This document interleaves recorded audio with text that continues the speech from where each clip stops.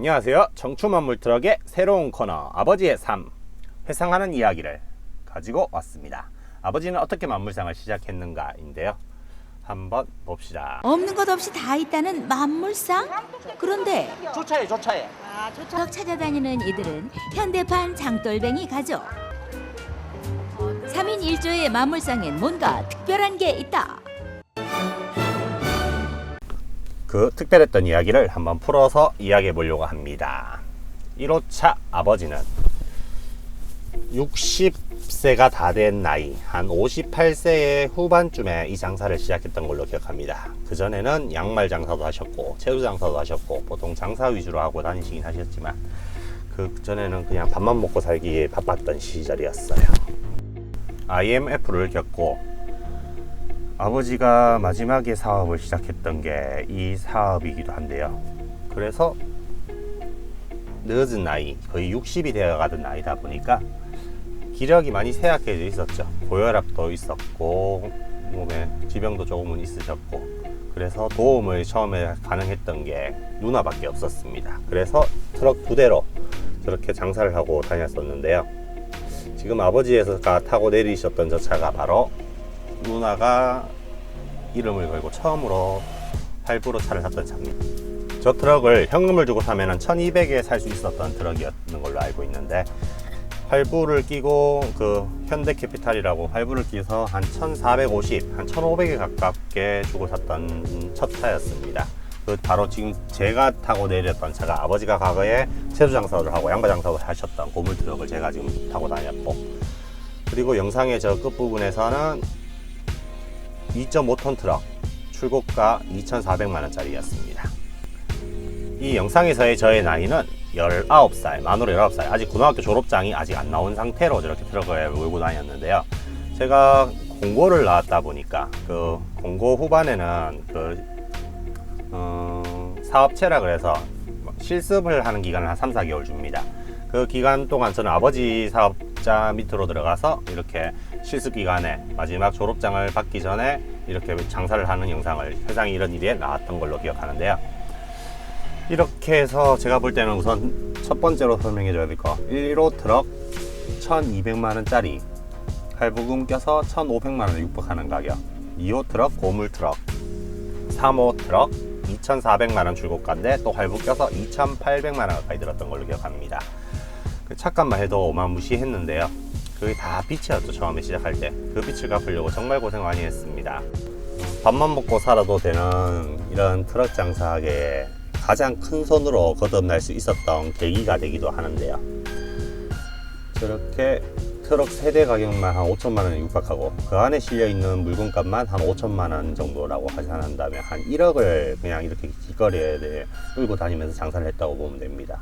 그 당시에 1억이라 하면은 큰 가게 하나 충분히 차릴 정도의 자금은 됐을 겁니다. 근데 아버지께서는 현금 확보가 안 돼 있었고 자동차는 할부가 다 나오니까 5년 할부, 6년 할부가 나오니까 그런 선택을 하셨고, 아버지가 또 나이가 있으시니까 그거를 힘적으로 커버해 줄 수 있는 건 저였고, 그리고 머리로서 커버해 줄 수 있는 건 누나였던 것 같아요. 그래서 어쩔 수 없이 가족 만물상이 이렇게 탄생하게 된 계기가 되었는데요. 저렇게 고등학교를 졸업한 저도 누나와 아버지를 도와야겠다는 생각밖에 없었기 때문에 뭐 다른 거 대학교 갈 생각, 그런 생각 없이 바로 이 장사에 합류하게 되었던 첫 시기에 이런 방송을 타게 되었습니다. 일반적으로 남들이 봤을 때 오, 부자다, 트럭에 저렇게 물건들이 많아, 완전 중소기업이다 라는 소리를 많이 듣고 다니기도 했었는데요. 저 당시에 하루 매출은 보통 30만원, 40만원 정도 올라오는 시기였어요. 근데 하루에 세대의 기름값 나가는 게 하루에 기본 6만원씩 나갔고요. 3명 밥값 2만원씩 나갔고요. 그리고 뭐 잡비, 아버지 담배 태우시고 이런저런 잡비들이 들면 기본이 하루에 10만원이 기본으로 나가는 시기였어요. 여관비까지 치면 한 13만원에서 10만원 그렇게 나가는데 30만원을 팔고 40만원을 파는데, 아버지의 판매 전략은 뭐냐, 박리담회라는 말처럼 그 원칙을 그대로 내세우셨는데, 노란 냄비 시장에 작은 거 2,000원 팔 때 아버지는 1,500원에 파셨어요. 그렇게 20%씩 싸게 파는데 마진은 당연히 적을 수밖에 없었습니다. 제가 볼 때는 한 40만원 팔아야 남는 돈이 한 15만원 정도 남을 거라고 봅니다. 그러면은 하루에 경비가 10만 원 났다고 가정하면 15만 원 벌었다면 5만 원 정도, 트럭 세대로 5만 원을 벌고 다녔다면 정말 장사 수완으로서는 터무니없이 적은 액수였죠. 일반적으로 장사가 안 될 때 보통 3, 40이었고요. 장사가 좀 잘 되는 날은 70, 80만 원 정도까지 매출 올라왔어요. 근데 100만 원까지 올라온 적은 정말 드물게 간혹 올라오는 정도, 한 달에 한 번 정도 올라오는 수준이었고, 보통 그래도 하루에 50만 원 정도는 팔아야, 아니 50만 원도 아닙니다, 한 60만 원 정도는 팔아줘야 한 사람당 5만 원씩 챙겨가는 정도인데, 이 트럭 장사 특성상, 노지 장사 특성상 비가 오면 일을 못하고 날씨가 굳으면 또 일을 못하는 단점들이 많습니다. 그래서 뭐 쉬는 날도 없이 항상 비만 안 오면 일을 하고 다녔는데, 보통 저 당시에 한 8, 9, 9 공무원들 월급이 한 150만 원, 180만 원 할 때였거든요. 근데 이거 빼고 저거 다 빼고 하니까 그 공무원들 월급의 반 정도밖에 못 벌고 다녔던 것 같습니다. 보통 3명 저렇게 노동을 해서 한 달에 한 200만 원 정도, 300만 원 정도 챙겼다고 보는데, 정말 노동에 비해서, 가치에 비해서는 정말 터무니없이 적게 벌고 다녔고, 밥만 먹고 살면 감사합니다 하던 시절이었기 때문에 그냥 밥만 먹는 것도 아니었죠. 그때는 라면만 끓여 먹고 살았습니다. 그때 정말 집 차에 부탄가스하고 버너하고 라면 한 박스씩 실려 있었었고요. 그렇게 한 끼는 라면, 한 끼는 밥 사 먹고 다니고, 그렇게 해서 아끼고 모아가지고 결국에는 해낸 게 뭐냐면 자동차 할부금 갚아내는 게 다였던 것 같습니다.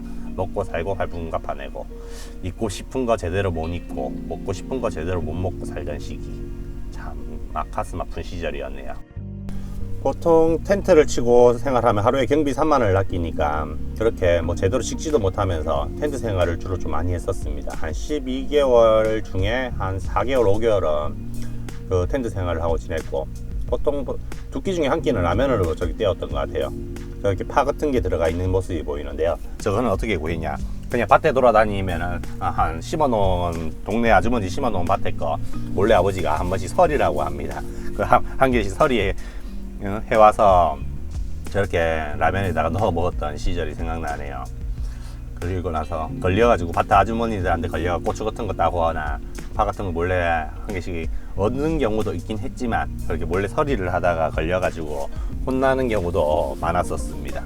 워낙 저런 거는 그래도 뭐 우습게 다 넘어가 주시긴 하셨는데, 참 짠한 시기였네요, 저 때가 정말.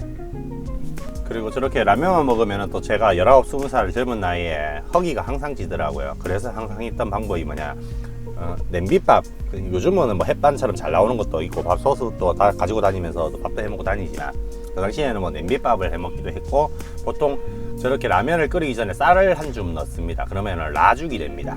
그 라죽을 만들어서 먹기도 정말 많이 먹었던 한 15년 전에 저의 사회 초기의 생활의 모습들이었습니다. 그렇게밖에 살 수 없었냐? 그때는 그렇게밖에 살 수 없었던 것 같기도 합니다. 되돌려보면 과거에 제가 다시 그 당시로 돌아간다면 또다시 그렇게 살아야 하느냐? 어쩔 수 없이 그렇게 살 수밖에 없었어요. 아버지가 나이가 드시고 병드셔고, 누나는 또 저 당시에 24살, 5살 나이에 누나도 항상 꾸미는 거 좋아할 때고 놀고 싶은 거 할 때인데, 아버지한테 붙잡혀서 저렇게 고생하는데, 저도 고등학교 다닐 때 누나가 학비 다 대주고 한 게 그걸 당연히 알고 있기 때문에 집에서 항상 누나랑 아빠랑 들어오면 밥도 해주고, 항상 콩나물 무침 같은 거 해서 밥도 차려주고 했었는데요. 그래서 집에서 있을 때는 그때 요리 실력이 꽤 많이 늘었었습니다. 그러다가 이제 20살이 돼서 같이 저렇게 트럭 세대로 전국을 누리면서 현재까지 15년이라는 시간이 지금 지나 현재로 왔는데요.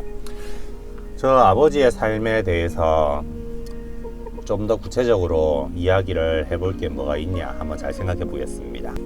우선 첫 번째, 박리담회라고 하는 건 철학이 아버지에게 담겨 있었고, 아버지가 방송 중에 말을 하시는 거 보면 되게 좀 배우신 분이라고 이야기하시는 분들이 많은데, 그 성철 스님 밑에서 제자로 아버지가 있었습니다. 상자라고 하던데요. 그 상자로 한 수련했던 기간이 몇 년 되고 계까지 받았다고 들었습니다. 해인사에서.